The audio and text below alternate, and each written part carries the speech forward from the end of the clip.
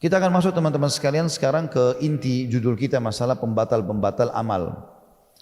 Jadi kalaupun kita berbuat amal soleh, ada yang membatalkan amal-amal seseorang, gitu kan? Baik itu secara keseluruhan atau sebagiannya. Kita masuk dulu kepada pembatal amal secara keseluruhan, yaitu kufur, syirik, murtad dan juga nifak. Kata beliau, ketahuilah wahai kaum muslimin, wahai hamba Allah, bahwasanya siapapun yang mati dalam keadaan kafir, musyrik atau murtad. Di sini musyrik tentu berbuat syirik besar ya. Seperti dia muslim tapi dia juga menyembelih untuk kuburan, menyembelih untuk laut dan seterusnya. Jadi dia mempartnerkan ibadah sembelihannya antara Allah sama makhluk, gitu kan. Atau murtad meninggalkan Nabi SAW, maka seluruh amal baiknya seperti sedekah, silaturahim, serta menjaga hak tetangga dan sebagainya menjadi tidak sah. Karena syarat sah ibadah seseorang adalah mengetahui untuk siapa ia beribadah. Sedangkan orang kafir tidak demikian, maka amalannya pun batal atau tidak diterima. Allah berfirman tentang masalah itu dalam surah Al-Baqarah ayat 217.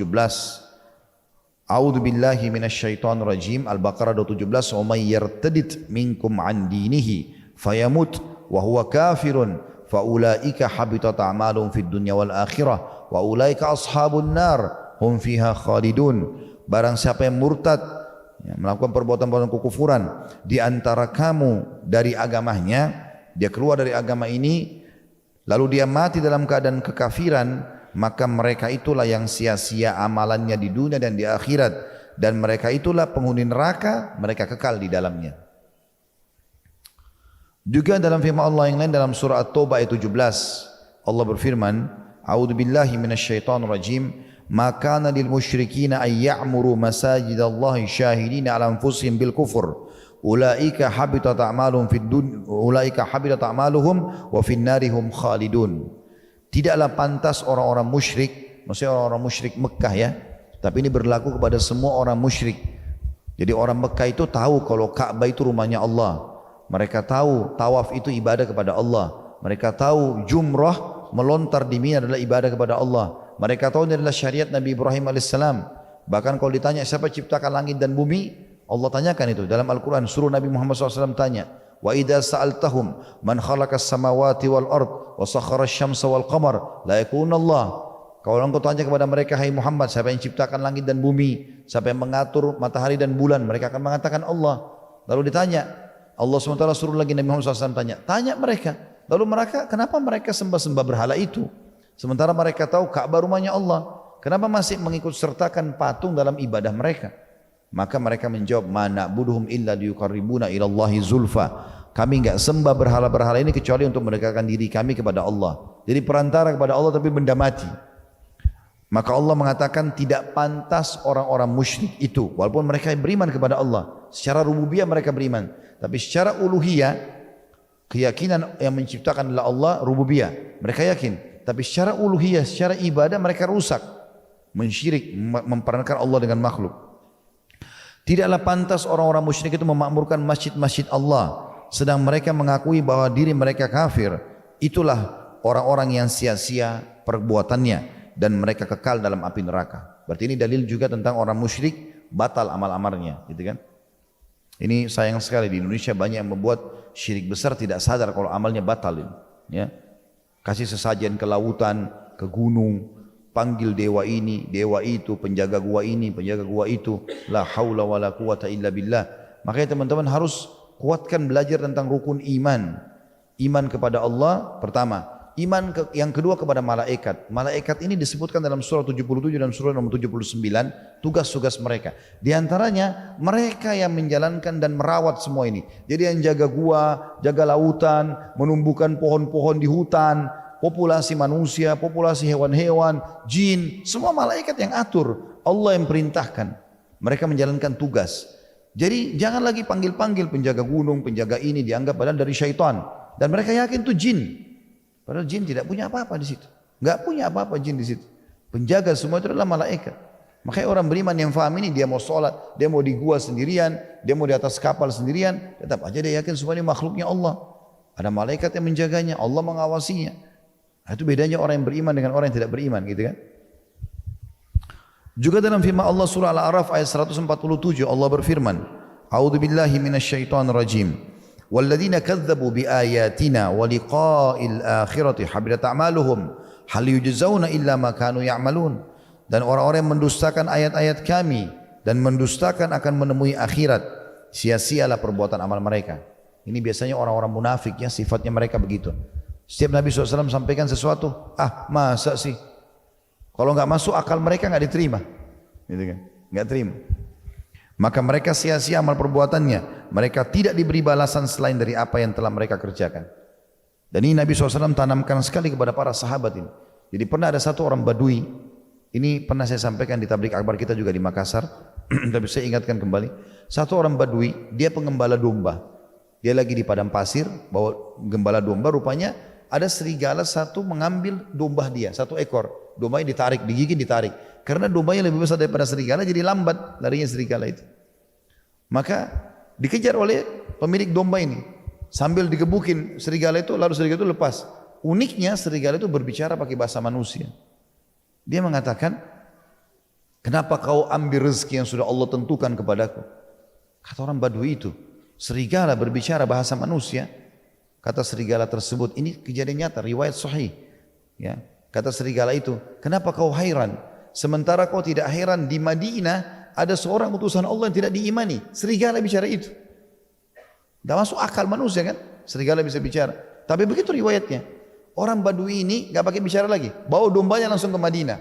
Tanya-tanya, siapa di sini yang mengaku Nabi? Mereka jelaskan ada satu orang namanya Muhammad SAW. Dia datang ke masjid lalu mengatakan, ya Rasulullah, saya mau beriman. Syahadat, setelah syahadat dia mengatakan, ya Rasulullah, saya beriman ini begini ceritanya. Waktu diceritakan di masjid, orang semua diam, senyap, nggak ada yang tanggapin, karena memang serigala bicara pakai bahasa manusia. Apa kata Nabi SAW? Menanamkan masalah keyakinan kepada Allah.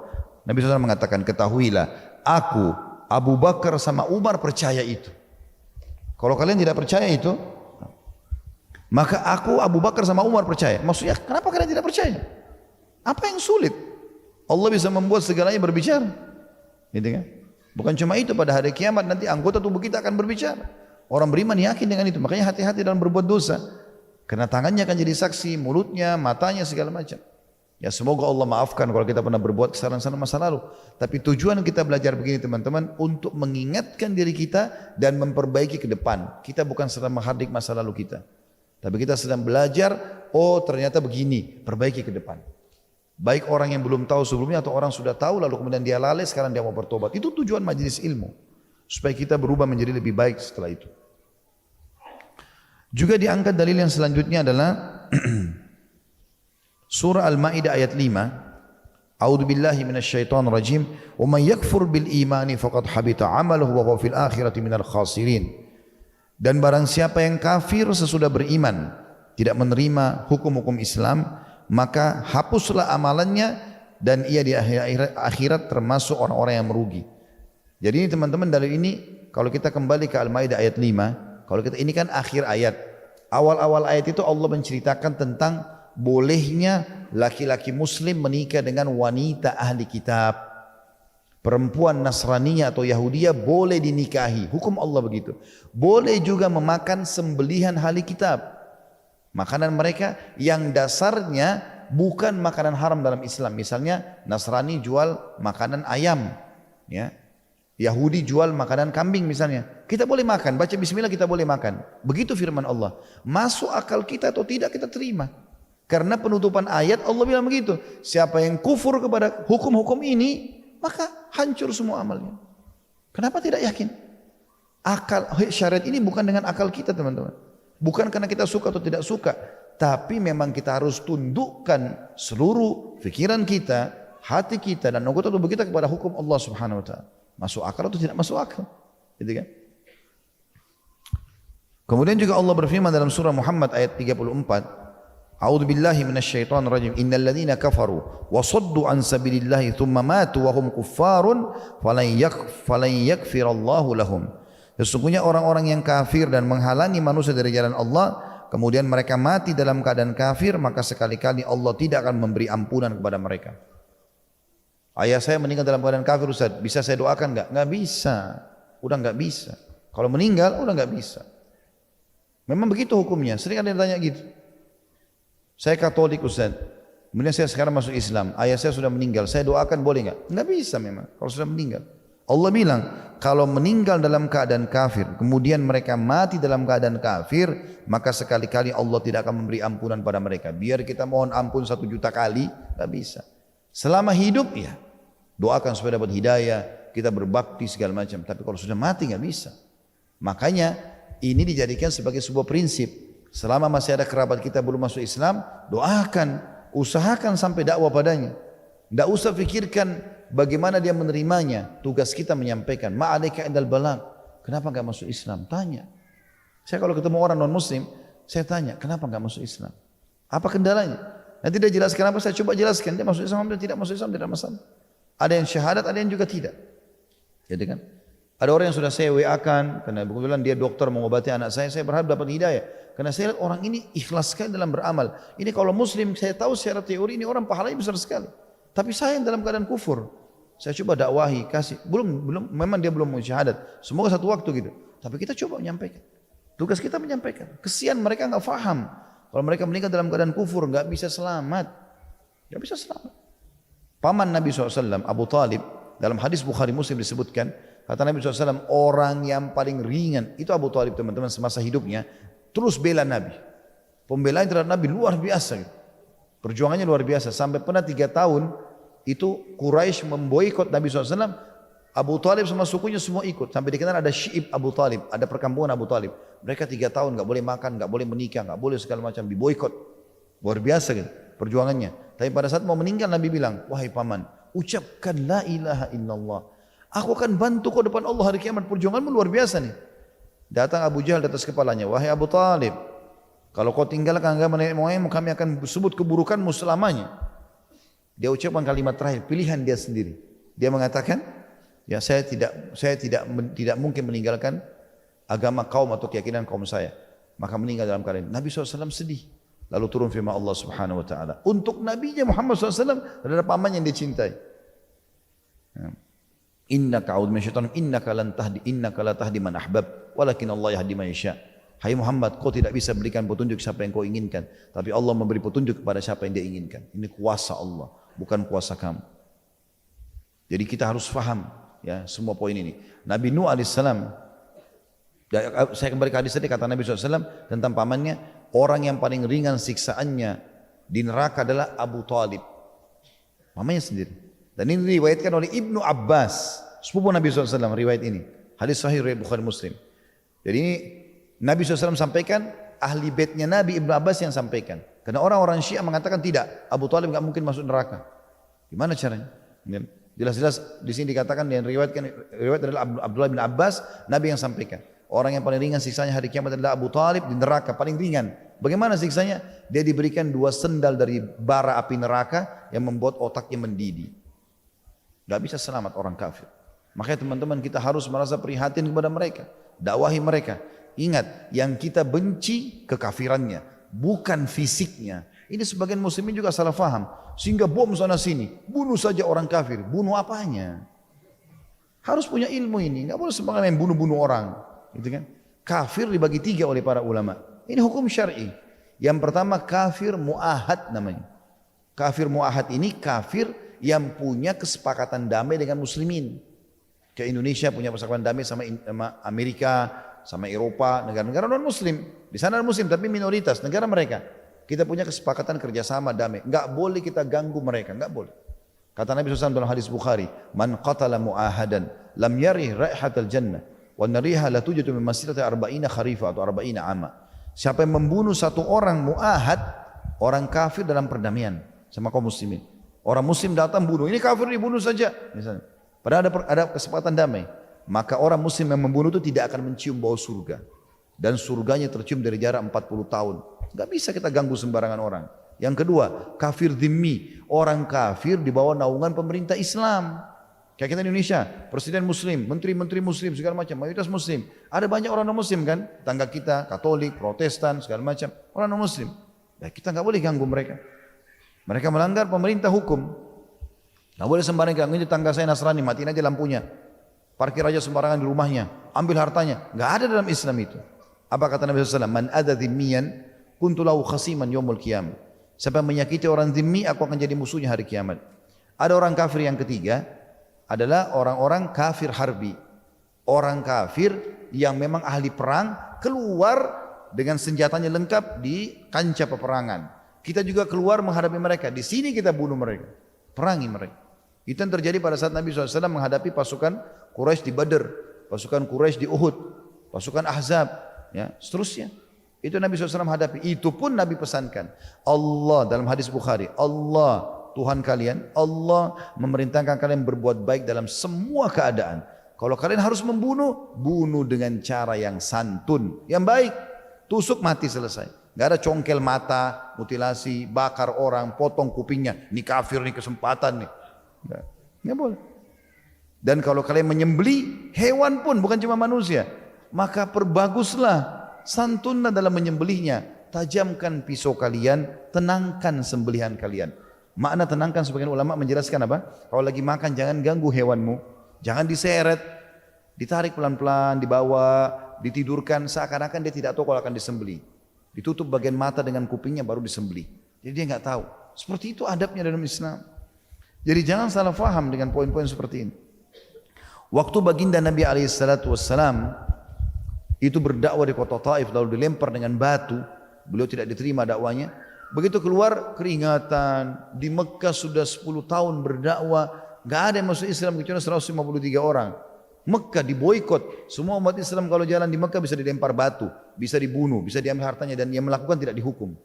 Bayangkan bagaimana suasana terkecam pada saat itu kaum muslimin.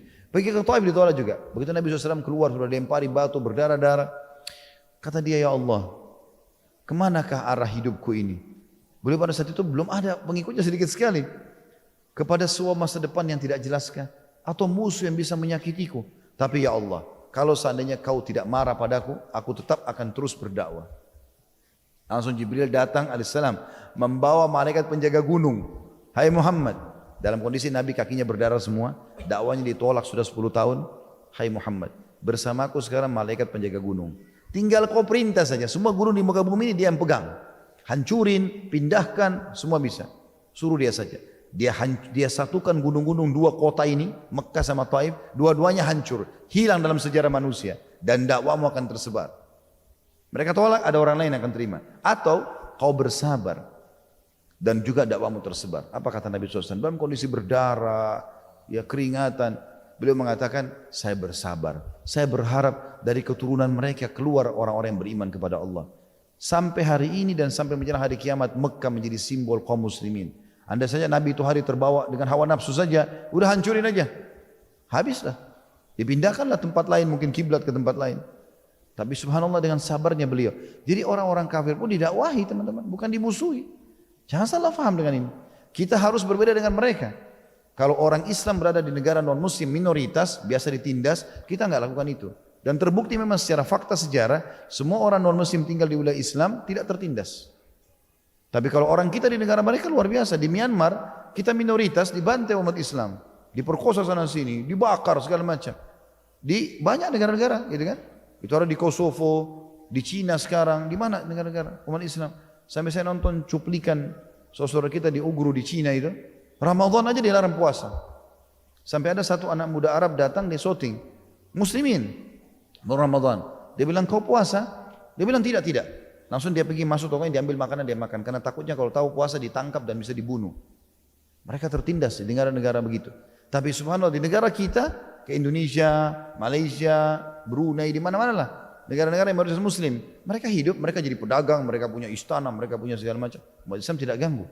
Dan itu memang fakta sejarah. Begitulah Islam. Kita tidak membalas keburukan orang dengan keburukan, tapi kita membalas dengan kebaikan. Ini penting. Sehingga menjadi dakwah itu simbol Islam. Kemudian juga dalam ayat yang lain surah Muhammad ayat 34 Allah berfirman, A'udzubillahi minasyaitonirrajim. Innal ladzina kafaru wa saddu an sabilillahi tsumma matu wa hum kuffarun falan yaghfirallahu lahum. Ini sudah saya bacakan tadi ya.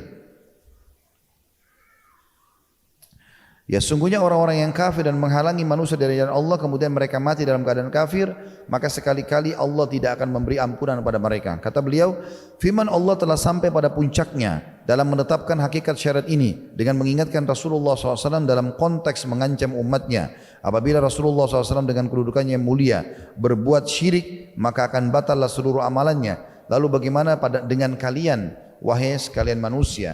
Padahal Rasulullah SAW tidak akan melakukan kesyirikan karena ketinggian derajat beliau. Artinya semua ayat-ayat ini turun kepada Nabi Muhammad SAW. Jadi peringatan pertama justru untuk Nabi. Jadi seakan-akan Allah mengatakan, hai Muhammad, kalau kau kafir, kalau kau syirik, hancur loh semua ini. Baru kemudian sampai kepada umat manusia. Bahkan dari tinjauan syariat, kata beliau, murtad pun merupakan hal yang sangat mustahil beliau lakukan. Karena Allah Ta'ala telah menjaga beliau dari kesalahan. Tapi Allah turunkan ayat murtad, pertama turun kepada Nabi Muhammad SAW sebagai peringatan. Tentang ini Allah berfirman dalam surah Zumar ayat 65, A'udzu billahi minasyaitonir rajim, wa laqad uhiya ilaika wa ilal ladina min qablik la in asyrakta la yahbatanna 'amaluka wa la takunanna minal khasirin. Dan sungguh telah diwahyukan kepadamu hai Muhammad dan kepada nabi-nabi sebelummu, jika kamu hai Muhammad mempersekutukan Allah, niscaya akan hapuslah amalmu dan tentulah kamu termasuk orang-orang yang merugi.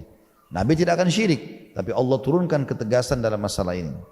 Hal yang sama juga Allah tegaskan tentang seluruh rasulnya dalam surah Al-An'am ayat 88. A'udzu billahi minasyaitonir rajim. Walau asyraku lahabita anhum ma kanu ya'malun. Ini potongan akhir ayatnya Al-An'am 88. Artinya seandainya mereka para utusan-utusan Allah itu mempersekutukan Allah, niscaya lenyap dari mereka amalan yang mereka pernah kerjakan. Dan ayat dalam masalah ini cukup banyak tentunya. Juga dikuatkan dengan sabda Nabi SAW yang beliau bersabda, idza jama'a Allahul awwalina wal akhirina li yaumin la raiba fi nada munadin man kana qad asyraka fi amalihi amilahu lillah. Saya ulangi, man kana qad asyraka fi amali amilahu lillahi ahadan falyatrub thawabahu indah fa innallaha agnal agniya anisyirk. Jika Allah telah mengumpulkan nanti manusia, makhluk, ya, yang pertama sampai yang terakhir di hari kiamat nanti di mahsyar, dan tidak ada keraguan tentang kejadian itu, kata Nabi SAW, maka seseorang dari malaikat akan menyeru, barang siapa yang menyekutukan Allah dengan seseorang dalam amalannya yang ia lakukan untuk Allah, maka hendaklah ia meminta pahala dari orang tersebut, karena Allah paling tidak butuh kepada sekutu. Hadis ini disebut diriwayatkan Tirmidzi nomor 3154, Ibnu Majah 4203 dengan sahih di ghairihi. Kata beliau dalam pembahasan ini ada dua hal yang selain kita ketahui. Ringkasnya adalah yang pertama, orang-orang yang mati dalam keadaan kafir namun ketika hidup mereka melakukan sebagian perbuatan terpuji, maka Allah tidak akan menyia-nyiakannya, tetapi Allah akan membalasnya di dunia. Jadi misalnya selama hidup orang kafir itu silaturahim keluarga, kan dalam syariat Allah bagus. Dia sedekah, dia jenguk orang sakit, dia membangun jembatan, misal dia lakukan itu, maka itu kan kebaikan dalam agama Allah. Tapi Allah tidak catat, tidak berikan dia pahala di akhirat. Allah akan limpahkan balas itu dengan kebaikan di dunia.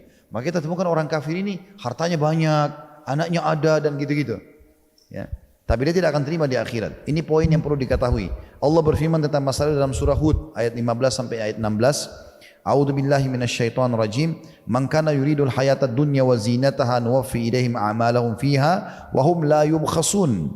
Ulaika alladziina laysa lahum fil akhirati illa an-nar wa habita ma sana'u fiha wa batilum ma kanu ya'malun. Barang siapa yang menghendaki kehidupan dunia dan perhiasannya, niscaya kami berikan kepada mereka balasan pekerjaan mereka di dunia dengan sempurna. Orang-orang kafir cuma mau ya jalan dengan cara mereka dalam keadaan kufur, maka kami berikan balasan di dunia dengan sempurna, dan mereka di dunia tidak dirugikan. Itulah orang-orang yang tidak akan memperoleh di akhirat kecuali neraka, dan lenyaplah di akhirat itu apa yang telah mereka usahakan di dunia, dan sia-sialah apa yang mereka kerjakan. Tentu ada tambahan selain daripada apa yang ditulis oleh beliau di sini. Ada riwayat diangkat oleh Imam Qurtubi dalam kitab Tazkirah beliau, sebuah riwayat yang dihasankan oleh sebagian ulama hadis. Kata Nabi SAW, sungguhnya orang kafir kalau mau meninggal dunia, Allah permudah kematiannya.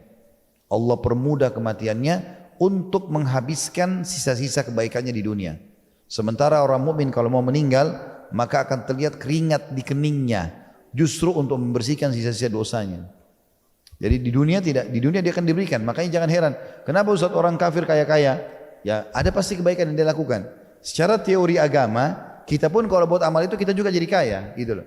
Misalnya sedekah, jenguk orang sakit, bakti sama orang tua kan gitu. Tapi mereka tidak akan terima di akhirat itu. Juga sabda Nabi SAW, Inna Allah la yadhlimu mu'minan hasana yu'ta biha wa fi riwayah yuthabu alaiha ar-rizqu fid dunya wa yujza biha fil akhirah wa ammal kafiru fayut'amu bihasanati ma amila biha fid dunya hatta idza afdha ila al-akhirati lam takun lahu hasanatun yujza biha. Renungi baik-baik hadis ini, sebarluaskan teman-teman. Hadis ini sahih riwayat Imam Muslim di jilid 17 dari kitab beliau, halaman 149-150. Kata Nabi SAW, sungguh Allah tidak akan menzalimi kebaikan seorang mukmin. Dia, Allah memberikannya sempurna. Dalam riwayat lain, membalasnya dengan rezeki yang luas di dunia dan balasan pahala di akhirat.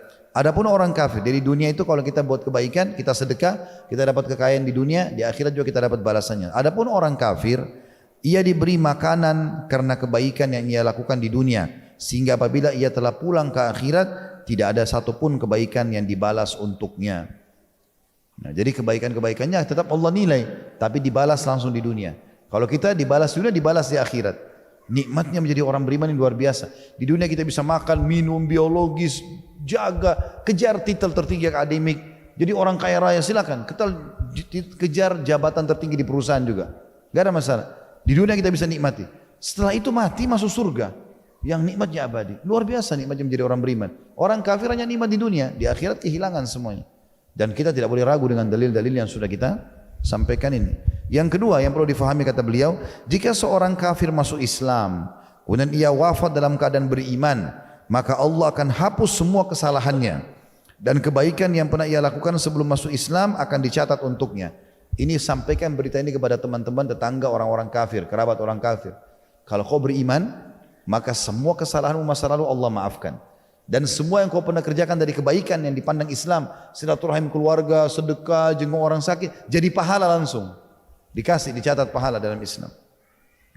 Hal itu disebutkan secara tegas dalam beberapa riwayat dari Rasulullah sallallahu alaihi wasallam dari Abu Sa'id Al-Khudri radhiyallahu anhu bahwasanya ia berkata, Nabi SAW bersabda, "Idza aslamal abdu fahasuna islamuhu, kataballahu lahu kullu hasanatin kana azlafaha wa muhiyat anhu kullu sayyi'ah kana azlafaha."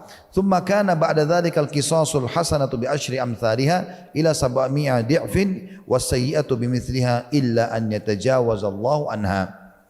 Apabila seorang hamba masuk Islam dan keislamannya itu baik, artinya setelah masuk Islam dia beramal saleh, ikuti mana halal dinikmati, mana perintah dikerjakan, mana larangan dijauhi. Allah akan menulis setiap kebaikan yang pernah ia lakukan, maksudnya di masa lalunya sebelum masuk Islam. Yang dia pernah silaturahim keluarga, pernah sedekah, Allah catat sekarang jadi pahala. Walaupun itu di masa kafir dia lakukan. Dan akan dihapus darinya semua kejelekan atau kesalahan yang pernah dia lakukan sebelum masuk Islam. Zinanya, khamernya, segala macam dimaafin. Setelah itu, pada saat dia syahadat, Allah langsung ganti semua. Allah akan hapuskan kesalahannya. Amal-amal soleh langsung jadi catat, jadi amal pahala. Kayak bonus gitu ya. Setelah itu, setelah dia masuk Islam, maka ada balasan tergantung amal yang dikerjakan. Dia sudah menjadi seorang muslim sekarang. Satu kebaikan akan dibalas 10 kali lipat, bahkan sampai 700 kali lipat. Kalau mulai dia sholat, mulai dia sedekah dalam Islam. Ya, kalau tadi dia belum masuk Islam dibalas sesuai dengan nilainya saja, angkanya. Sekarang setelah masuk Islam dia akan bisa dikasih 10 kali lipat, bahkan 700 kali lipat. Ini berlaku bagi setiap muslim, tergantung kadar keikhlasannya. Dan kalau dia melakukan kejelekan, maka hanya akan dihitung satu. Bisa Allah siksa atau Allah maafkan. Riwayat yang lain itu riwayat Bukhari. Ini secara muallak, maksudnya ditulis dalam tambahan di buku itu di jilid 1 halaman 98 disebut dalam syarah Sahih Bukhari Fathul Bari tentunya. Kemudian dari Hakim ibn Hizam radhiyallahu anhu ia bertanya kepada Rasulullah SAW, "Ay Rasulullah, ara'aita umuran kuntu atahannatsu biha fi jahiliyah min sadaqatin aw ataqatin aw silatir rahim, afiha ajr?" Wahai Rasulullah, bagaimana pendapat anda tentang perkara ibadah yang aku lakukan di masa jahiliyah? Aku pernah bersedekah, memerdekakan budak, silaturahim. Apakah aku dapat pahalanya setelah masuk Islam? Maka Nabi SAW menjawab, aslamta ala ma aslafta min khair.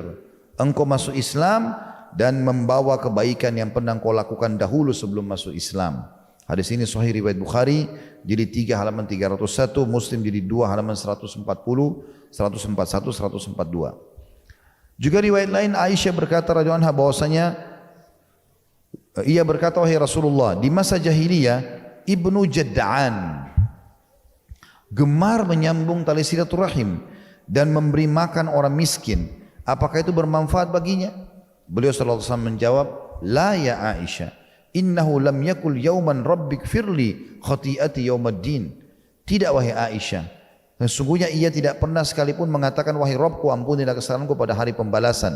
Hadis riwayat Muslim jadi 3 halaman 86. Maksudnya Ibnu Jad'an ini ada seluruh orang kafir Quraisy suka sekali sedekah, suka sekali silaturahim, dan saking sukanya berbuat baik di Mekah itu dia sengaja cari rumah agak tinggi, kayak sedikit ada di pegunungan, supaya orang dari Mekah itu lihat rumahnya.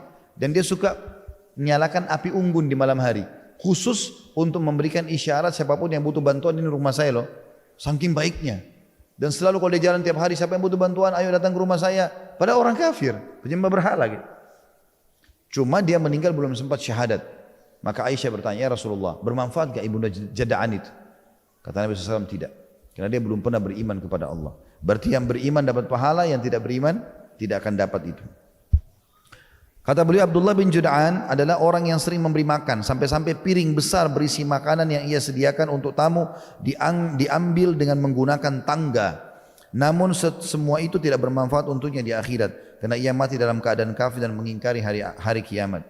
Demikianlah yang dijelaskan dalam banyak dalil yang sahih, yaitu apabila orang kafir masuk Islam, amalan solehnya yang pernah dilakukan di masa jahiliyah tetap bermanfaat untuknya.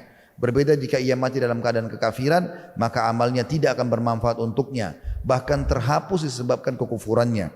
Dalam pandangan syariat, perbuatan baiknya akan dibalas di dunia saja. Kalau dia dalam keadaan kafir, kebaikannya tidak akan bermanfaat baginya di akhirat. Tidak juga meringankan siksanya, apalagi menyelamatkannya dari siksa tersebut. Nasihat beliau, wahai kaum muslimin, setelah anda mengetahui hakikat ini, jelaslah kini kesalahan sebagian kaum muslimin yang berkata, baik dalam keadaan lalai ataupun tidak tahu. Manakala mereka melihat penyimpangan sebagian kaum muslimin lainnya dari akhlak dan perang yang baik, orang Yahudi dan Nasrani lebih baik dari mereka.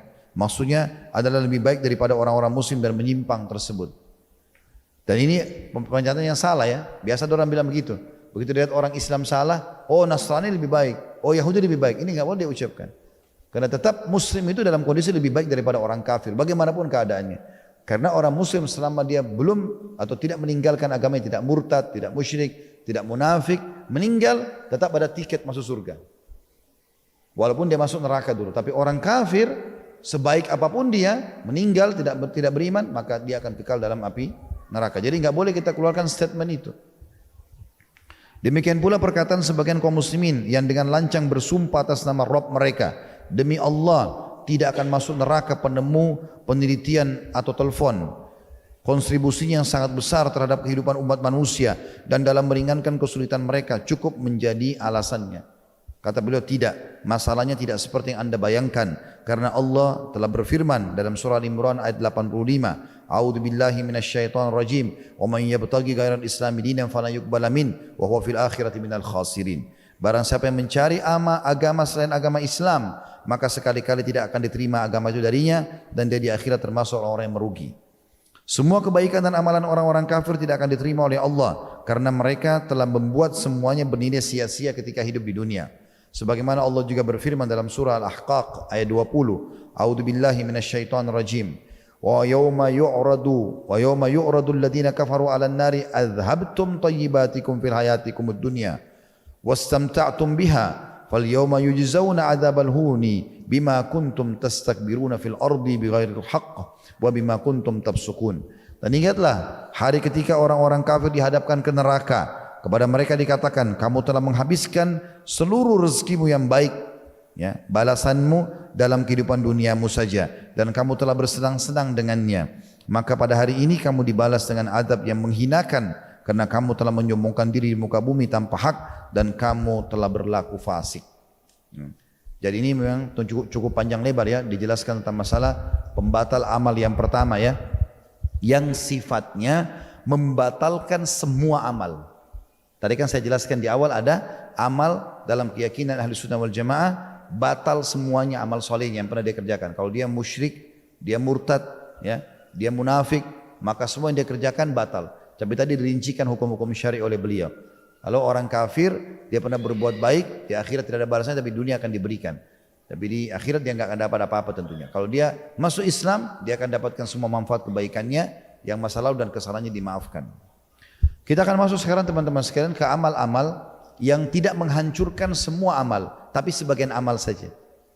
Seperti misal, kita masuk pembatal amal yang nomor 2 ini, ya, adalah berbuat riya. Riya, ya, adalah memperindah, kata beliau, ya, riya itu tentu di sini tidak dijelaskan, maaf. Riya yang kalau definisinya adalah memperindah ibadah karena makhluk. Dia kerjakan tadinya untuk Allah, misalnya dia sholat, dia sedekah, dia haji, dia umrah untuk Allah, tapi dia ikutkan makhluk di situ. Di tengah-tengah sholatnya tiba-tiba dia berubah niat untuk riya. Di tengah-tengah dia umrah haji, tiba-tiba dia niat untuk pamer dan seterusnya, maka jadi riya. Nah, kalau itu terjadi, ini dosa. Ini dosa besar. Riya adalah dosa besar, walaupun dia syirik kecil. Ya. Imam Adz-Dzahabi rahimahullah masukkan dalam kategori dosa besar. Nah, riya ini dia hancur amalnya. Ya, dia berdosa dan dia hancur amal, tapi amal itu saja. Misalnya lagi sholat dia riya, maka yang hancur sholat itu saja, tidak mengganggu sholat yang lain, nggak mengganggu puasa, nggak mengganggu yang lain. Beda tadi dengan kekufuran, murtad dan seterusnya. Itu menghancurkan semuanya gitu. Kata beliau, celaan terhadap riya telah disebutkan dalam Al-Quran dan Sunnah. Di antaranya dalam surah Al-Ma'un ayat 4 sampai ayat 7. A'udzubillahi minasyaitonir rajim. Wa wailun lil musallin alladzina hum an salatihim sahun alladzina hum yura'un wa yamna'unal ma'un. Kecelakaan bagi orang-orang yang salat, yaitu orang-orang yang lalai dari salatnya. Ya, kata sebagian ulama tafsir, sengaja mengeluarkan dari waktunya tanpa ada udzur syar'i, atau meninggalkan dia salat kapan dia mau. Yaitu orang-orang yang juga berbuat riya dan enggan menolong orang atau enggan menolong dengan barang yang berguna. Saksi bahasanya adalah mereka berbuat riya. Kata beliau, riya banyak macamnya, bentuknya berbeda-beda dan pengaruhnya sangat buruk. Riya dapat membatalkan amal yang sedang dikerjakan, sebagaimana ditunjukkan dalam sunnah Nabi juga.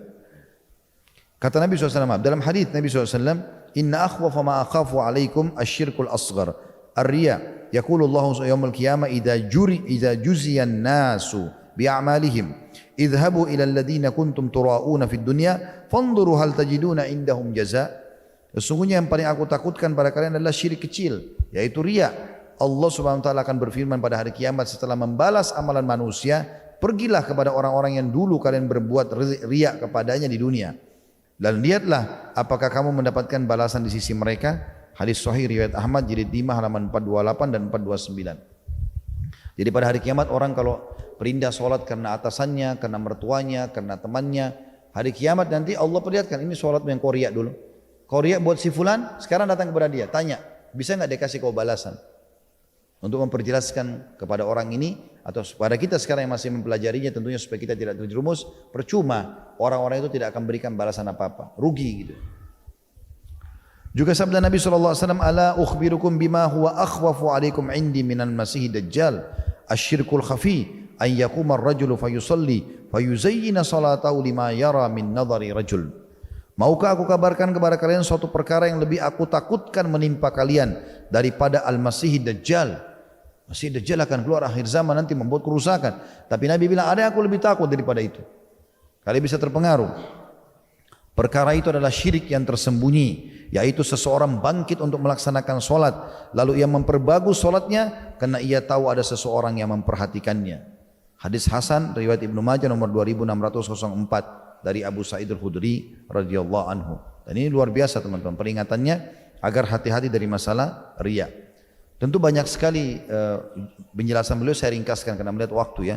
Kita pindah ke amal yang lainnya, yang membatalkan amal juga adalah mengungkit-ungkit kebaikan. Dan ini pasti akan disertai dengan menyakiti hati orang. Allah Subhanahu wa taala berfirman di dalam surah Al-Baqarah 262. A'udzu billahi minasyaitonir rajim. Alladzina yunfikuna amwalahum fi sabilillah thumma la yutbi'una ma anfaqu mannan wala adhan lahum ajruhum inda rabbihim wala khaufun 'alaihim wala hum yahzanun. Orang-orang yang menafkahkan hartanya di jalan Allah, kemudian mereka tidak mengiringi apa yang dinafkahkan itu dengan menyebut-nyebut pemberiannya dan dengan tidak menyakiti perasaan si penerima. Mereka memperoleh pahala di sisi Rabb mereka, tidak ada kekhawatiran terhadap mereka dan tidak pula mereka bersedih hati. Jadi enggak boleh kita sebut-sebut ya. Kalau kita sebut, saya sudah bantu kau begini, saya sudah begini dan begitu, maka berarti kita tidak berharap wajah Allah. Kalau kita wajah Allah, kita tidak akan perlu tahu siapa yang menerimanya. Dia mau gunakan untuk apa? Tugas kita memberi, selesai. Gitu kan? Seperti itulah. Tentu ada beberapa keadaan yang ulama mengatakan boleh seseorang menyebutkan itu ya. Misal seorang orang tua kepada anak, misal anaknya durhaka lalu orang tuanya bilang, nak kan ayah sama ibu sudah biayai kau nak, masa durhaka begini? Terpaksa disebutkan untuk mengingatkan. Atau suami pada istri yang mengingatkan, kan saya sudah kasih nafkah, kenapa enggak begini dan begitu? Itu boleh, itu enggak masuk dalam masalah ini ya. Ini namanya mannan, tapi tidak masuk dalam masalah ini. Termasuk juga atasan pada bawahan. Misal dia udah siapin fasilitas komputer, handphone segala macam dengan harap ada respon yang sama, yang baik dari ternyata pegawainya menyimpang. Dia katakan kan saya sudah kasih begini dan begitu, kenapa kok begini dan begitu? Maka boleh dia menyebutkan ini tidak masuk dalam ancaman ini. Ya, tapi yang dimaksud adalah kita bantu orang, tapi memang dengan merasa bantuan itu adalah kebutuhan orang dan dia merasa dia dibutuhkan. Nah, ini bahaya ini.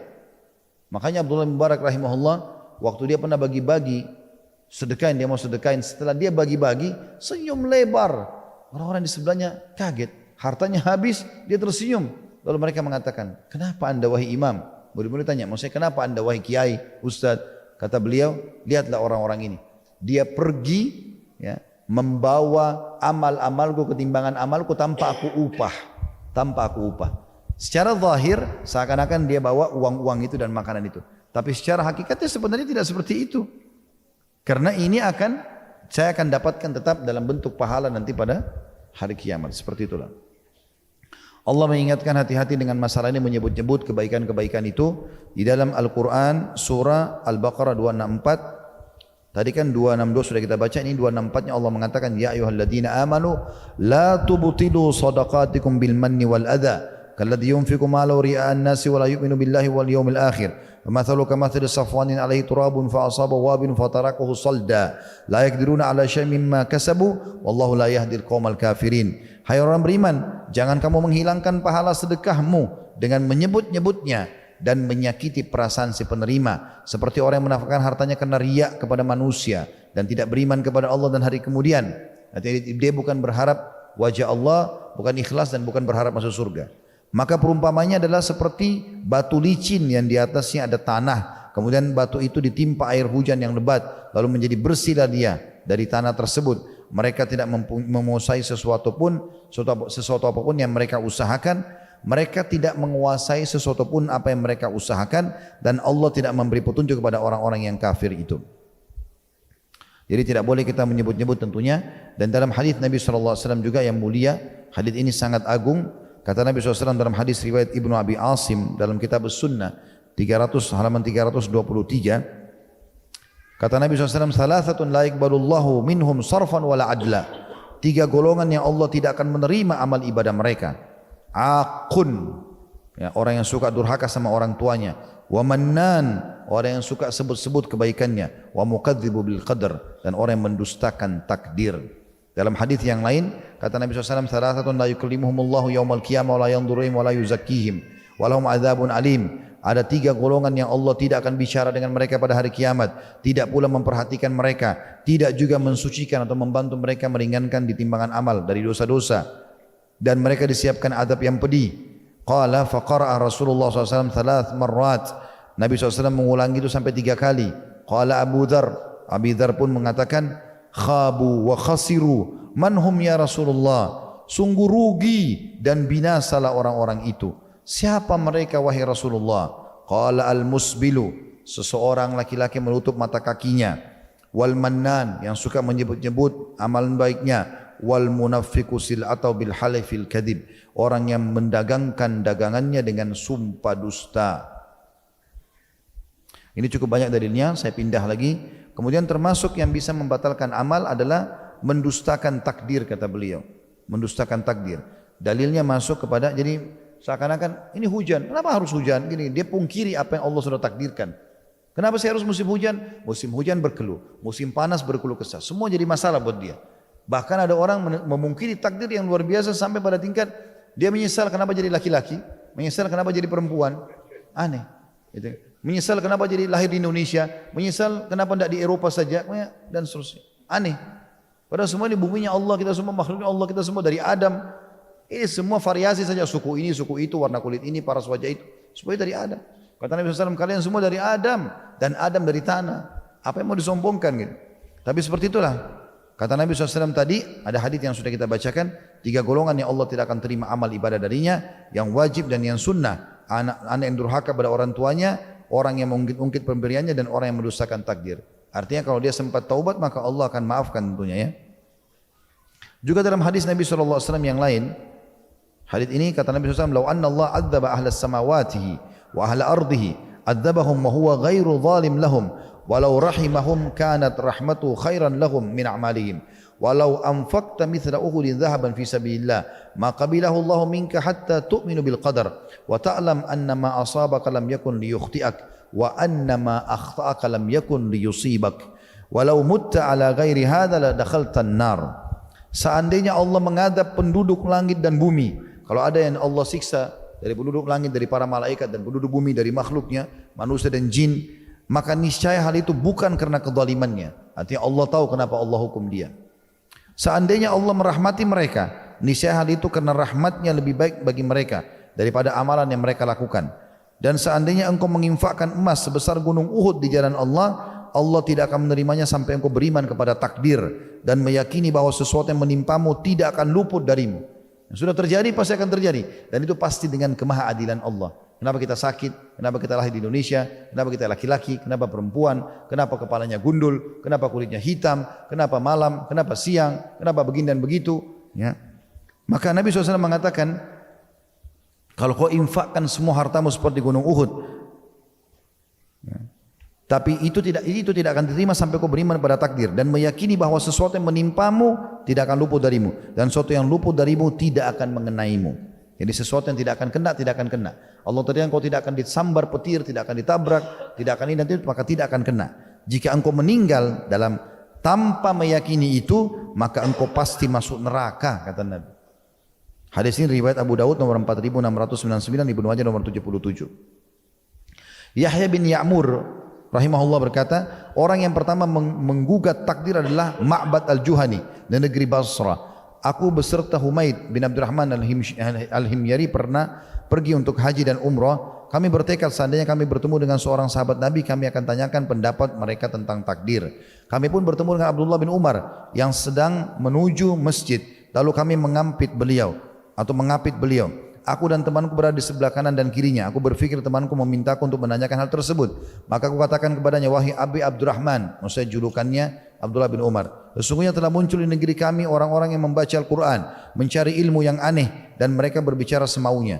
Yahya bin Ya'mur pun menyebut ihwal kelompok yang dimaksudkan itu. Mereka menganggap bahwa takdir itu tidak ada, dan semua itu perkara unuf, ya, atau perkara yang tidak dibutuhkan dibahas. Abdullah bin Umar lalu menjawab, apabila engkau bertemu dengan mereka, sampaikan bahwa aku berlepas diri dari mereka dan mereka berlepas diri dariku. Demi Rabb yang Ibnu Umar bersumpah dengannya, kalaulah salah seorang dari mereka menginfakkan sebesar gunung Uhud, niscaya Allah tidak akan menerimanya sampai mereka beriman kepada takdir. Kemudian Abdullah bin Umar berkata, ayahku yaitu Umar bin Khattab radhiyallahu anhu meriwayatkan kepadaku. Beliau pun lalu menyebutkan hadis Jibril yang panjang tentang rukun Islam, iman dan juga ihsan. Termasuk yang menghancurkan amal teman-teman adalah meninggalkan sholat asar. Tentu meninggalkan sholat semuanya dosa gitu kan. Tapi khusus sholat asar ini, kalau orang ketinggalan sengaja tinggalkan tidak kerjakan, maka ada hadis Nabi SAW yang mulia. Kata Nabi SAW, alladhi tafutu sholatul asri ka'annama wutira ahlahu wa malah. Orang yang meninggalkan sholat asar secara sengaja, maka seperti kehilangan keluarga dan juga hartanya. Hadis riwayat Bukhari jilid 2 halaman 30. Juga dalam riwayat yang lain kata Nabi SAW, "Man taraka salat al-asri faqad habita amalu." Siapa yang sengaja meninggalkan salat asar maka amalannya akan terhapus. Hadis riwayat Bukhari. Ya, ini maksud adalah amal-amal yang dikerjakan ya, dalam waktu dekat, tapi tidak semua amalnya. Ya, sebagian amal. Apa itu Allahu a'lam. Allah lebih tahu, tapi yang jelas sebagian amalnya akan dihancurkan. Juga termasuk kata beliau adalah memvonis dosa dengan bersumpah atas nama Allah. Jadi misalnya ada orang mengatakan dalam hadis ya, demi Allah, kata Nabi SAW, dari Jundub radhiyallahu anhu bahwasanya Rasulullah pernah mengisahkan seorang laki-laki yang berkata, demi Allah, Allah tidak akan mengampuni si fulan. Maka Allah berfirman, man dzalladzi yata'alla alayya anni la aghfiru li fulan qad ghafartu li fulanin wa ahbattu amalak. Siapa yang lancang bersumpah atas namaku bahwasanya aku tidak akan mengampuni si fulan, sungguh aku telah mengampuni si fulan dan menghapuskan amalanmu. Hadis ini riwayat Muslim dengan sanad sahih. Jadi maksudnya kalau ada misal teman-teman, naudzubillah, jangan sampai kita ketemu ada orang dia amalnya kurang. Lalu kita mengatakan kau tidak akan, atau dia banyak dosa, kita mengatakan kau tidak akan diampuni sama Allah. Kalau ada orang ucapkan ini, justru Allah maafkan kesalahan dia, kita malah yang dihancurin amalnya. Jadi enggak boleh sembarangan. Sampai orang kafir pun selama hidup enggak boleh divonis masuk neraka. Belum boleh divonis. Orang kafir, karena bisa saja akhir hidupnya dia masuk Islam. Kita enggak tahu. Tapi kalau meninggal dalam keadaan kafir, Fir'aun, Haman, Abu Jahal, boleh kita bilang mereka di neraka. Tapi semasa hidup enggak boleh. Apalagi orang beriman. Bisa saja teman-teman dia kurang di satu amal, tapi dia lebih di amal yang lain. Ya, berapa banyak wanita belum berhijab, bukan kita bela mereka, mereka berbuat salah, tapi mereka sangat bakti sama orang tuanya. Kesalahannya tinggal masalah hijab. Ya ini yang mesti disorotin gitu. Jangan dipukul rata semuanya. Kemudian selanjutnya juga menentang Rasul dengan perkataan dan perbuatan. Kata beliau ini juga masuk dalamnya. Di Anas radhiyallahu anhu beliau berkata, ketika turun ayat surah Hujurat ayat 2 yang bunyinya, A'udzu billahi minasyaitonir rajim, ya ayyuhalladzina amanu la tarfa'u aswatakum fawqa sautin nabi wa la tajharu lahu bil qawli kajhari ba'dukum li ba'din an tahbata a'malukum wa antum la tash'urun. Hai orang beriman, jangan kamu meninggikan suaramu melebihi suara nabi. Jadi kalau intonasi nabi 6, kita harus 5. Lebih rendah daripada itu. Dan jangan kamu berkata padanya dengan suara keras, sebagaimana kerasnya suara sebagianmu dengan kepada sebagian yang lainnya, atau terhadap sebagian yang lain, supaya tidak hapus amal pahalamu atau amal kebaikanmu sedangkan kamu tidak menyadarinya. Kata Anas bin Malik radhiyallahu anhu tentang turunnya ayat ini, ketika turun ayat ini Thabit ibn Qais duduk di rumahnya dan berkata, amalanku telah gugur dan aku termasuk penghuni neraka. Ia pun menutup diri dari Nabi SAW.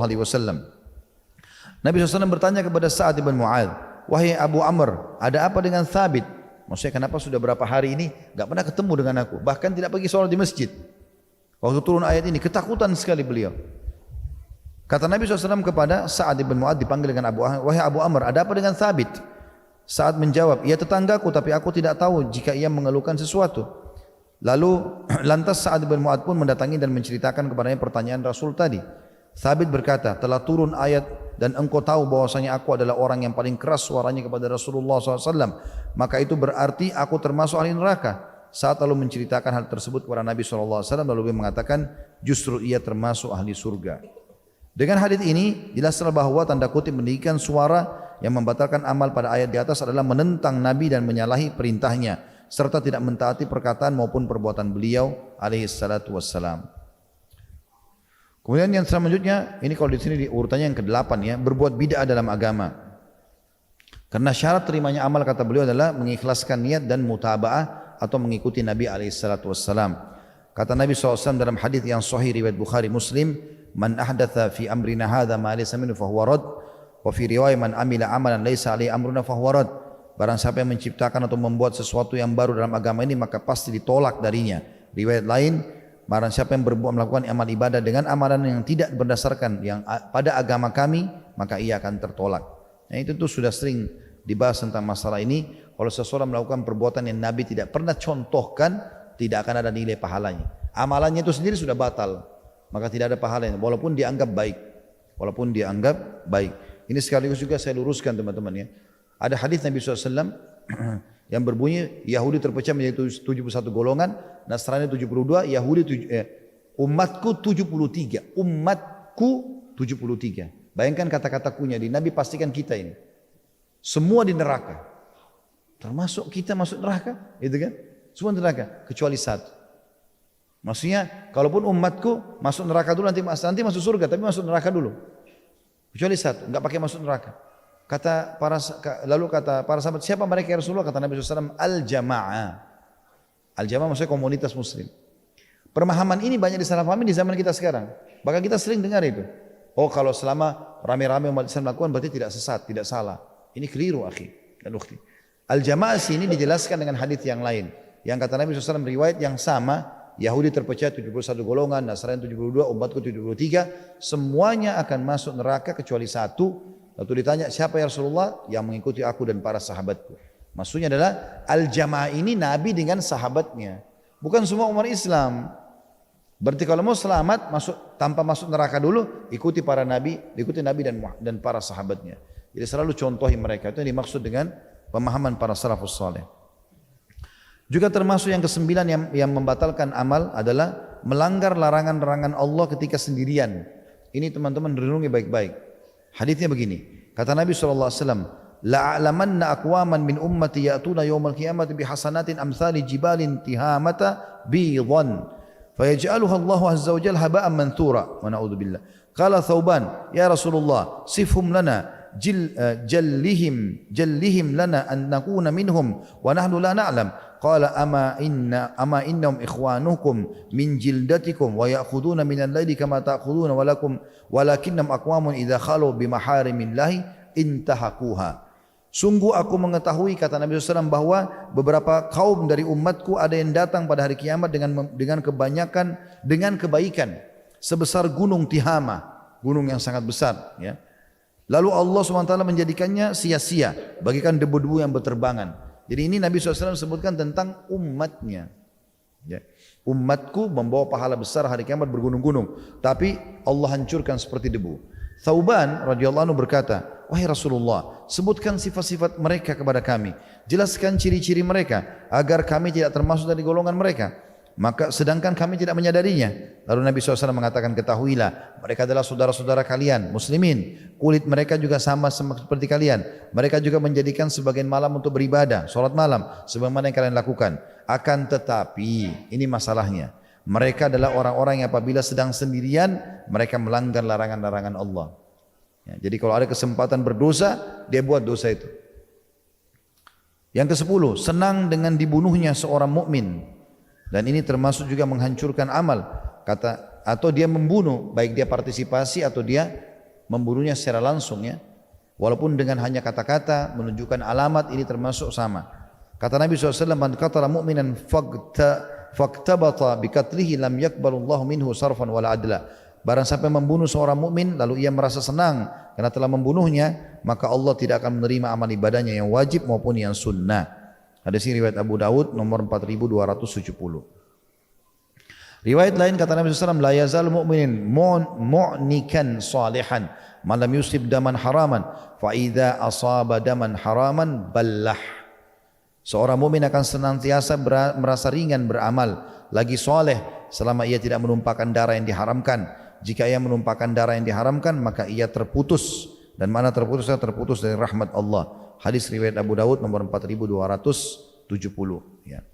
Jadi jangan sampai teman-teman sekalian sengaja kita mau berantem, berkelahi, ya, mau rewa-rewa, ya, menunjukkan kehebatannya. Ya. Apa kau berantem? Ya. Ini tidak ada lagi. Setelah belajar, tidak ada lagi. Orang aja berantem, biarin saja. Suruh dia berantem sama tembok, sama pohon, terserah dia. Mau caci maki, terserah. Jangan ikut-ikutan. Kalau kita diserang, kita lawan, boleh.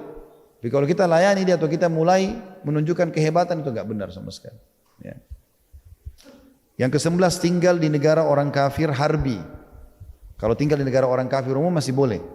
Ada syarat-syaratnya, gitu kan? Tapi tinggal di negara kafir harbi, kata beliau.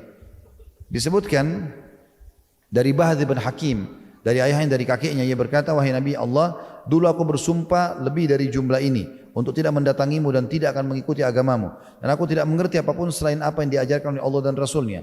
Dengan nama Allah aku ingin bertanya kepadamu, dengan apa Rob mengutusmu kepada kami? Nabi menjawab, dengan membawa Islam. Dia kembali bertanya, apa ciri-ciri Islam itu? Beliau menjawab, "Antaqul aslamtu wajhi ila Allah azza wa jal wa takhalladtu wa takhallaitu wa tuqimus salah wa tu'tiyaz zakah. Kullul muslimi ala muslimi muharram. Akhawani nasiran. La yakbalullahu azza wa jal min musyrikin ba'da ma aslam amalan aw farakal musyrikina ilal muslimin." Engkau mengatakan, aku menyerahkan wajahku atau diriku kepada Allah. Itu kalau kau ingin selamat dan hanya beribadah kepadanya saja. Engkau dirikan solat, tunaikan zakat. Setiap muslim atas muslim lainnya adalah haram. Tidak boleh ditumpahkan darahnya, tidak boleh diganggu. Dan mereka adalah dua orang yang saling tolong menolong. Allah tidak akan menerima amalan orang musyrik setelah masuk Islam sampai ia meninggalkan negeri kaum musyrikin menuju negara kaum muslimin. Hadis ini hasan, diriwayatkan oleh An-Nasai jilid 7 halaman 82 sampai 83. Jadi kalau misalnya ada orang yang tinggal di negara kafir dan itu negara kafir harbi. Kafir harbi tadi adalah orang kafir yang sedang berperang dengan muslimin. Kita enggak boleh sengaja tinggal di negara mereka, harus pindah. Kata Nabi SAW, Allah tidak akan menerima amal seseorang muslim yang masuk Islam atau orang kafir yang masuk Islam yang masih tinggal di negara kafir harbi. Ya, kalau dia negara-negara kafir yang muahad, kayak Amerika, Australia, Jepang, mereka ada perdamaian sama muslimin. Muslimin bebas beribadah segala macam, itu enggak ada masalah. Tapi kalau sampai negara kafir harbi, di sana malah diganggu, dia bisa dibunuh segala macam, enggak boleh dia bertahan. Kapan dia bertahan, justru amal yang dikerjakan di sana tidak akan diterima. Yang ke-12, mendatangi dukun dan peramal. Ini sudah masyhur yang kata Nabi SAW, amal sebagiannya hancur. Hadis sahih riwayat Muslim, man ata arrafan fasalau an syai'in lam tuqbal lahu salatan atau salatun arba'ina yauma. Barang siapa yang mendatangi peramal lalu menanyakan kepadanya tentang sesuatu, maka salatnya tidak akan diterima selama 40 hari. Ya. Juga kalau dia percaya kepada dukun tersebut sampai pada tingkat kufur. Kata Nabi SAW dalam hadis sahih riwayat Tirmidzi nomor 135, Abu Dawud 3904, man ata arrafan aw kahinan fasaddaqa bima yaqul faqad kafara bima unzila ala Muhammadin sallallahu alaihi wasallam. Barang siapa yang mendatangi peramal atau dukun lalu membenarkan apa yang ia katakan, sungguh ia telah kafir kepada apa yang diturunkan kepada Muhammad sallallahu alaihi wasallam. Yang ke-13, durhaka kepada orang tua. Sebagaimana disebutkan ya, di dalam firman Allah Subhanahu wa taala. Ya, saya coba cari dalilnya langsung saja. Saya masuk kepada hadis Nabi SAW ya. Ya, hadis hasan diriwayatkan oleh Ibnu Abi Asim. Yang kata Nabi SAW, 3 golongan yang Allah tidak akan menerima amal ibadahnya yang wajib dan sunnah. Yang pertama adalah anak yang durhaka kepada kedua orang tuanya. Ini selama dia durhaka, maka amal apapun yang dikerjakan tidak akan diterima. Kemudian selanjutnya teman-teman sekalian adalah pecandu minuman keras atau khamar. Ini yang ke-14. Kata Nabi SAW dalam hadis yang sahih, saya langsung baca terjemahnya saja. Barang siapa meminum khamar, tidak diterima solatnya selama 40 hari. Ya, dia minum khamar tidak terima salatnya 40 hari. Jika ia bertaubat, Allah terima taubatnya. Jika ia kembali minum khamar, tidak akan diterima salatnya 40 hari lagi. Jika dia bertobat, Allah terima taubatnya. Jika ia kembali minum khamar, maka tidak diterima lagi salatnya 40 hari.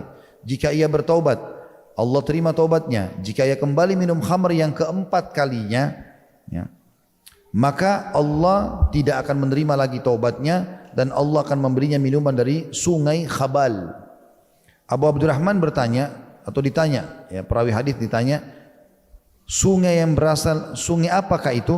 Kata dia, sungai yang berasal dari nanah penduduk neraka. Juga sabda Nabi SAW, pecandu minuman khamr, pecandu khamr atau minuman keras, bila mati, ia bertemu dengan Allah seperti penyembah berhala. Pada saat dia tidak taubat tentunya ya, kalau dia taubat berbeda. Kemudian yang ke-15, berdusta dan beramal dengannya, maksudnya menjadikan sebagai rutinitas. Kata Nabi SAW, man lam yada' qawla zuri wal amala bihi falaysa lillahi hajatan fi an yada' ta'ama wa syaraba.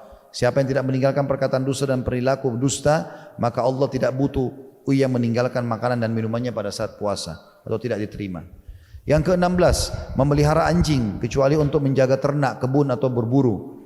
Kata Nabi SAW, man amsaka qalban yanqusu min amalihi kulla yawmin kiratun wa fi riwayah kiratan illa qalba harthin aw qalba masyiyah. Barang siapa yang memelihara anjing, maka setiap hari pahalanya berkurang 1 kirat.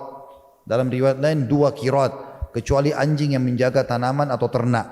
Hadis ini diriwayatkan oleh Bukhari jilid 6 atau jilid 4, maaf, halaman 360. Yang dimaksud dengan qirat satu gunung ya. Jadi kalau orang sengaja pelihara anjing, maka di rumahnya hanya karena menganggap ini kesenangan, ini hobi dan seterusnya, maka akan hilang pahalanya setiap hari 2 gunung. Kemudian yang ke-17, budak yang lari dari tuannya sampai dia kembali. Begitu juga yang ke-18, wanita yang durhaka kepada suaminya sampai ia kembali taat. Kedua ini, yang ke-17 dan 18 ini disatukan dalam sebuah riwayat. Ithnani la tujawidu salatuhuma ru'usuhuma abdun abika min mawali hatta yarji ilaihim wa imra'atun asad zawjaha hatta tarji'. 2 golongan yang solatnya tidak sampai melewati kepalanya, tidak diterima. Biar dia solat 1000 rakaat pun gak akan diterima. Budak yang kabur dari tuannya sampai ia kembali, dan wanita yang durhaka kepada suaminya sampai ia kembali taat. Ya. Ini semua tidak akan diterima solat. Ini peringatan keras bagi ibu-ibu ya. Jadi jangan sampai pikir dia tinggalkan ranjang suaminya hanya kena ngambek lalu dia solat tahajud lalu dianggap diterima. Tidak akan diterima. Bukan cuma itu, amal wajibnya pun tidak diterima sampai dia kembali kepada ketaatan pada suaminya. Yang ke-19, orang yang menjadi imam sedang makmum benci kepadanya. Solat yang sedang dia kerjakan tidak diterima. Sesuai dengan sabda Nabi SAW, Thalathatun la tujawizu salatum adhanahum. Saya ulangi, Thalathatun la tujawizu salatuhum adhanahum. Al-abdul abiku hatta yarji, wa imra'atun batat wa zawjuha 'alaiha sakhit, wa imamu qaumin wa hum lahu karihun. 3 golongan yang salat mereka tidak melewati telinga mereka atau tidak diterima oleh Allah. Budak yang kabur sampai ia kembali, wanita yang melewati malam sementara suaminya marah kepadanya, dan imam suatu kaum sementara mereka membencinya.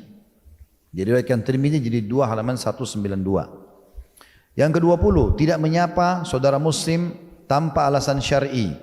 Disebutkan dalam hadis yang sahih diriwayatkan oleh Imam Muslim. Jadi hanya karena sombong, hanya karena tidak mau, tidak ada sesuatu yang memicu dia untuk itu. Kata Nabi SAW, tuftau abwabul jannati yawmal itsnaini wa yawmal khamis wa yukfaru likulli abdin la yusyriku billahi syai'an illa rajulan kanat bainahu wa bain akhihi syahna fayuqal anziru hadaini hatta yastaliha anziru hadaini hatta yastaliha anziru hadaini hatta yastaliha. Pintu-pintu surga dibuka setiap hari Senin dan Kamis, maka diampunilah setiap hamba yang tidak menyekutukan Allah dengan sesuatu apapun. Senin sama Kamis, walaupun dia lagi tidak puasa, diampuni dosanya. Kecuali seseorang yang bertengkar dengan saudaranya, dikatakan kepada malaikat, tunggulah sampai keduanya berdamai, tunggulah sampai keduanya berdamai, tunggulah sampai keduanya berdamai. Ya, yang dimaksud di sini adalah teman-teman sekalian tentu dibahas oleh para ulama ya. Orang yang tidak ada sebab, hanya masalah teknis lapangan, hanya karena temannya lupa janji, hanya karena ini lalu kemudian dia boikot, dia tidak mau sama sekali menegur temannya, dia benci. Kalau temannya berusaha minta maaf segala macam tetap dia tidak mau, temannya diterima, diampuni dosanya, dia tidak diampuni dosanya. Dan ini berbeda kasusnya kalau misalnya dia membenci seseorang karena perbuatan salahnya dan dia sudah nasihat dia tidak mau dengar. Ini yang Nabi SAW sebutkan, 2 orang yang nanti akan naungi pada hari kiamat di naungan Allah, tidak naungan kecuali naungannya. 2 orang yang saling mencintai karena Allah, berkumpul karena berpisah karenanya. Makna berpisah karenanya adalah dia bermisah, dia menjaga hubungan sama temannya itu, menjaga jarak karena temannya tidak mau tinggalkan kemaksiatan. Ini tidak ada masalah. Kurang lebih ini teman-teman sekalian dibahas, alhamdulillah kita sudah selesaikan. Ada 20 poin daripada pembatal keamalan tersebut. Ada yang membatalkan amal secara keseluruhan, ada juga yang membatalkan sebagiannya. Semoga kita bisa ambil manfaat darinya dan Allah menyelamatkan kita dari pelanggaran-pelanggaran ini. Allahu a'lam. Baik, begitu saya teman-teman sekalian, saya rasa kita cukupkan dengan seperti ini karena sudah jam 12 lewat. Semoga saja apa yang kita bahas hari ini bermanfaat buat kita insyaAllah, dan semoga saja dijadikan sebagai tambahan amal kita pada hari kiamat. Semoga seluruh dosa yang pernah kita lakukan tidak terkecuali Allah maafkan dalam majlis kita ini, dan Allah balik gantikan menjadi pahala. Dan kita tidak pernah berhenti mendoakan agar Indonesia menjadi negara yang aman, tentram, damai, seluruh umat Islam di bawah naungan ukhuwah Islamiyah, dan juga dalam hal ibadah mereka kembali kepada Al-Quran dan Sunnah. Semoga Allah tanamkan iman dan amal saleh kepada para pemimpin kita dan juga seluruh masyarakat Muslim Indonesia, dan Allah mengakurkan antara Muslimin dengan orang-orang non-Muslim dalam satu keluarga negaraan yang baik. Dan semoga Allah lunasi utang negara ini dengan semudah-mudahnya, dan juga Allah menjadikan Indonesia sebagai contoh bagi negara yang lain. Semoga juga saudara-saudara kita di Palestina, di Syria, di Yaman, di Irak, di Myanmar, di Ahsa, di Ugru, di Cina dan dimanapun yang sedang tertindas. Semoga Allah ikhlaskan niat mereka, terima para syuhada mereka, mulakan Islam di tangan mereka dan tangan kita semua, dan semoga Allah ikut sertakan kita bersama mereka di pahala, baik dengan doa, dengan harta, juga dengan jiwa kita. Dan semoga Allah dengan kemahamurannya menyatukan kita semua di surga firdausnya tanpa hisab, sama disatukan dalam majlis ilmu yang mulia ini. Kalau benar pasti dari Allah, kalau ada salah dari saya mohon dimaafkan. Subhanakallahumma bihamdika asyhadu an la ilaha illa anta astaghfiruka wa atubu ilaik. Wa sallallahu nabiyana Muhammadin wa akhiru da'wana alhamdulillahi rabbil alamin. Wassalamualaikum warahmatullahi wabarakatuh.